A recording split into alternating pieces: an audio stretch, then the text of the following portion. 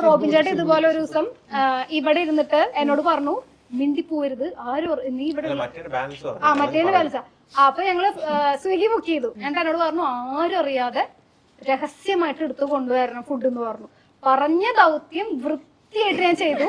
മുകളിൽ നിന്ന് മിണ്ടല്ലേ മുകളിൽ നിന്ന് ആരും അറിയാണ്ട് ഇറങ്ങി വന്ന് അവിടുന്ന് എല്ലാ കടമ്പകളും ഈ ലൂക്കേനും നിച്ചുവിന്റെയും കണ്ണ് കെട്ടിക്കലാണ് ഏറ്റവും വലിയ പ്രശ്നം. അതൊക്കെ വെട്ടിച്ച് കറക്റ്റ് ആയിട്ട് ഞാൻ പുറത്തെത്തിയപ്പോ സമാധാനമായി. ഇനി ഒന്ന് ലൈറ്റ് ഇടാൻ കണ്ണ് കാണാനില്ല. നേരെ ഇവിടെ ഒരു ഞെക്ക് കോളിമല്ലായിരുന്നു. എല്ലാരും ചേട്ടൻ മോളിൽ ഇരുന്നിട്ട് കോളിമല്ലടിക്കുന്നതൊക്കെ പറഞ്ഞിട്ട് അച്ഛനമ്മ കുറച്ച് ആ സമയത്ത് ഇങ്ങനെ നോക്കിക്കൊണ്ടിരിക്കുകയാണ്. കിട്ടിയാ ഇല്ല ചോദിച്ചു വാങ്ങിച്ചു പോവാ. പുഴുങ്ങിയതൊന്നും ഞാൻ പറഞ്ഞില്ല. വെജിറ്റബിൾസ് ചേട്ടന് ഡയറ്റിനുള്ള ഫുഡ്. ഇത്തിരി